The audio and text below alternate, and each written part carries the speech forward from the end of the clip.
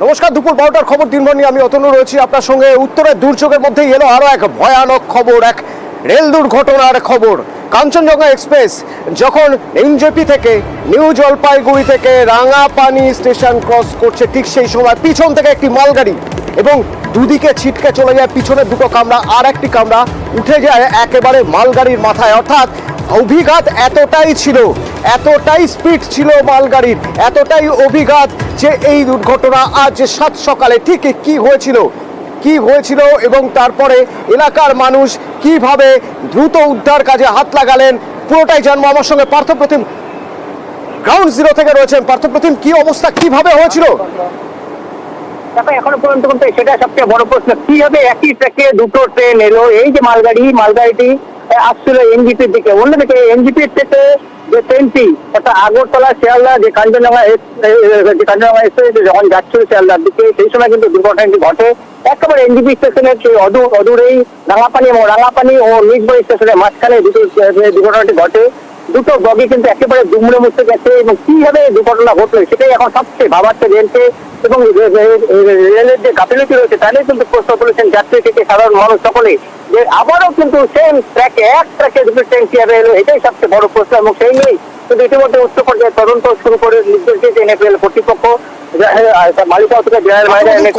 এক্সপ্রেসের যে দুর্ঘটনার কথা বলছে, একই ট্রাকে মালগাড়ি চলে এসেছিল, তারপরে আরো অনেক উন্নত করা হয়েছে, টেকনোলজি আরো অনেক উন্নত হয়েছে যাতে কোনো রকম কোনো দুর্ঘটনা না ঘটে। তারপরেও বড় প্রশ্ন উঠে যাচ্ছে যে কিভাবে একই সঙ্গে একই ট্রাকে দুটি ট্রেন চলে আসে। কিন্তু যখন এই ধাক্কা লাগে, পার্থপ্রতিম, অভিঘাত ছবি দেখে বোঝা যাচ্ছে যে কি ভয়ানক অভিঘাত হয়েছে ধাক্কার সময়। তো অনেক দূর থেকে মানুষ শুনতে পেয়েছিলেন, তার ঠিক পরে দুর্ঘটনা ঘটার ঠিক পরে যারা এলাকায় পৌঁছে গেছিলেন, ঘটনাস্থলে পৌঁছে গিয়েছিলেন, উদ্ধার কাজে হাত লাগিয়েছেন, তাদের সঙ্গে কথা হয়েছে তোমার, তারা এসে কি দেখলেন?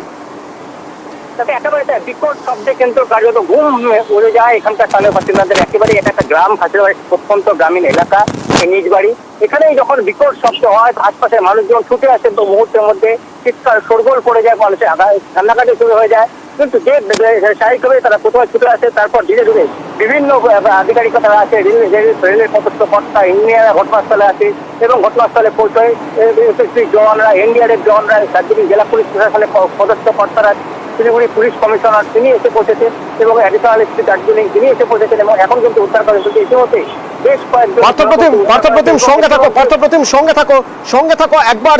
সেই ট্রেনে যিনি এই ভয়ানক ঘটনার সাক্ষী থেকেছেন, একরকম দুঃস্বপ্নের মতো, যা হয়তো অনেকদিন তাকে তাড়া করে বেড়াবে, এই ট্রেনের একজন যাত্রী কথা বলেছিলেন আমাদের সঙ্গে, সেই সময়ের অভিজ্ঞতা আমাদের সঙ্গে ভাগ করে নিলেন, শুনুন। আমাদের গাড়ি ছিল সামনে কাঞ্চনজঙ্ঘাতে, পেছন থেকে মালগাড়ি পুরো চাপিয়ে দেয়। এবার সামনে আমরা ছিলাম, পেছনের দুটো বগি অলরেডি উল্টে গেছে আর অনেক লোক আহত হয়েছে। এখন পর্যন্ত খোঁজাখুঁজি চলছে, বগির নিচে সব পড়ে আছে। আমাদের ট্রেনটা আসতে ছিল, যদি জোরে থাকতো আমাদের ট্রেনটা আরও বড় দুর্ঘটনা হতো। প্রশাসন এখন বর্তমানে আমাদের প্রথমত অ্যাম্বুলেন্স ছিল না, তারপরে অ্যাম্বুলেন্স, এখন বর্তমানে আমরা সব ডাকাডাকির পরে অ্যাম্বুলেন্স সব একটা একটা করে আসছে আর কি। গ্রাউন্ড জিরো থেকে আমার অপর প্রতিনিধি বিশ্বজিৎ রয়েছেন আমার সঙ্গে। বিশ্বজিৎ, এনজেপি থেকে নিউ জলপাইগুড়ি থেকে রাঙাপানির দূরত্ব খুব একটা বেশি নয়, তো এই রাঙাপানি স্টেশনের ঠিক আগেই যখন এই দুর্ঘটনা ঘটেছে, মনে করা যেতেই পারে যে কাঞ্চনজঙ্ঘার হয়তো খুব বেশি গতিবেগ ছিল না, কিন্তু গতিতে ছিল তো মালগাড়িটি, নিশ্চয়ই গতিতে ছিল, এবং ভালো গতি না থাকলে এইভাবে দুর্ঘটনা হতে পারে না যে দুটো কামরা দুপাশে ছিটকে চলে গেল, আরেকটা কামরা উঠে গেল একেবারে লোকোমোটিভ ইঞ্জিনের মাথায়। একেবারে যারা ট্রেনে যাত্রীরা সেই সময় ঘটনাস্থলে ছিলেন তারাও কিন্তু একই প্রশ্ন করছেন, যেহেতু বৃষ্টি ছিল সকালের দিকে, কাঞ্চনজঙ্ঘা এক্সপ্রেস কিন্তু ধীর গতিতেই কলকাতার দিকে যাচ্ছিল, শিয়ালদার দিকে যাচ্ছিল এবং সেই সময় কিন্তু পেছন থেকেই দ্রুতগামীতে ছিল এই মালবাহী ট্রেন, তাতেই কিন্তু ধাক্কা। মূলত ট্রেনের যে গাফিলতি, ট্রেনের প্রশাসনের যে গাফিলতি, সেই প্রশ্ন কিন্তু স্থানীয় যারা ট্রেন যাত্রীরা তারা কিন্তু প্রশ্নটা তুলছেন। তবে তোমাকে জানিয়ে রাখি, তবে ঘটনার খবর পাওয়ার পরে কিছুটা দেরি হলেও কিন্তু রেল কর্তারা যারা কিন্তু এসেছে, এনডিআরএফ, পুলিশ সহ এসএসবি, বিএসএফ প্রচুর কর্মীরা তারাও কিন্তু ঘটনা এসে যুদ্ধকালীন তৎপরতায় কিন্তু কাজ করা শুরু হয়েছে। 7 জনের মৃত্যুর খবর ইতিমধ্যে পাওয়া গিয়েছে, প্রায় 20 থেকে 25 জনকে হসপিটালাইজ করা হয়েছে। বিশ্বজিৎ শুনবো আপনাদের একবার দেখিয়ে রাখতে চাইবো দুর্ঘটনা কিভাবে ঘটেছিল। যখনই বিশ্বজিৎ পার্থপ্রতিম সকালে আমাদের এই খবর জানালেন, আমরা গ্রাফিক্যালি বোঝার চেষ্টা করলাম, আপনাদেরও বোঝানোর চেষ্টা করছি।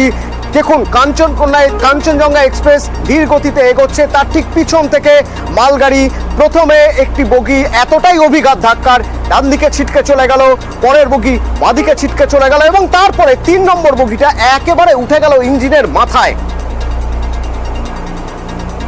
অনেকটা এইভাবেই দুর্ঘটনা ঘটেছিল, কিন্তু সিগন্যালিং ফেল ছিল কি? সিগন্যাল যদি ফেল না করে থাকে তাহলে এত দ্রুত গতিতে মালগাড়ি এলো কি করে? তাহলে যে লোকো পাইলট, যে ড্রাইভার, মালগাড়ি যিনি চালকের আসনে বসেছিলেন, তাহলে তার দোষ ছিল? আমরা যখন জানতে চাইলাম কাটিয়ারের ডিআরএম, তার কাছে যখন জানতে চাইলাম যে তিনি কি বলছেন, কিভাবে দুর্ঘটনা ঘটতে পারে, কি বলেছিলেন শুনুন। ये तो अभी इंक्वायरी करना हुआ कैसे आया, अभी फिलहाल तो सामने आ गया। कोई ज्यादा हो सकता है कि सिग्नल पार करके आ गया होगा।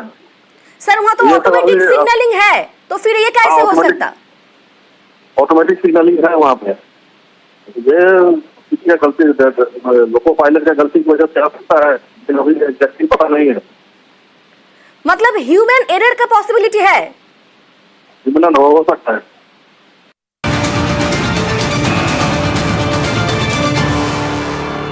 প্রাথমিকভাবে তো মনে করা হচ্ছে যে হিউম্যান এরর, অন্তত রেলকর্তা সেই দাবি করছেন, কিন্তু যে ঘটনা ঘটেছে তাতে উদ্বেগ ছড়িয়ে পড়েছে।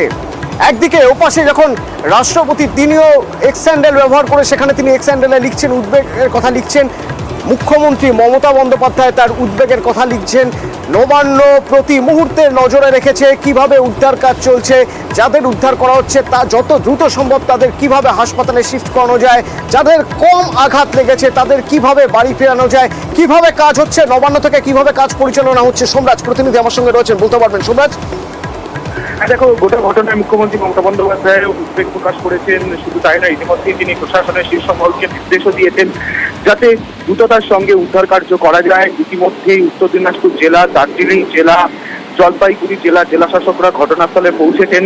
যারা আহত হয়েছেন তাদের জন্য ফাঁসি দেওয়া হাসপাতাল ইতিমধ্যেই প্রস্তুত করা হয়েছে।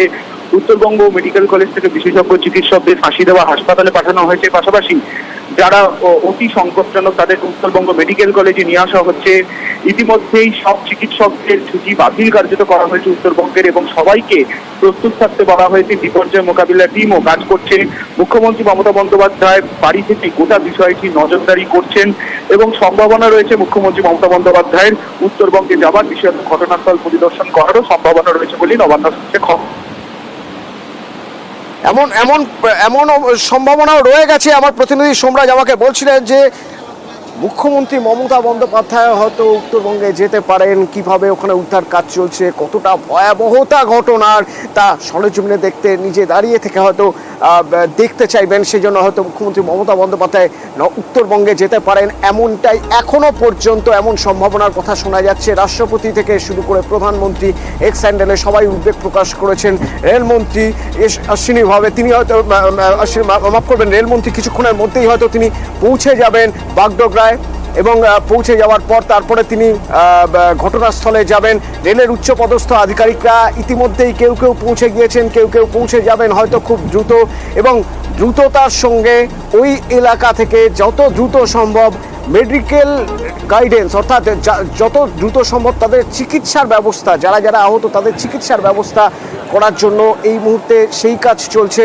তবে একটা লাইন খোলা রয়েছে যাতে রেল চলাচল ব্যাহত না হয়, তার জন্য একটা লাইন খোলা রয়েছে, যে লাইন দিয়ে রেল চলাচল হচ্ছে। রেল সূত্রে এমনই জানতে পারছি আমরা, কিন্তু উদ্ধার কাজ কিভাবে হচ্ছে সেখানে এখনো পর্যন্ত কতজন আহত, কতজনের মৃত্যু হয়েছে, সেই সব আপডেট নেব গ্রাউন্ড জিরো থেকে। সঙ্গে থাকুন।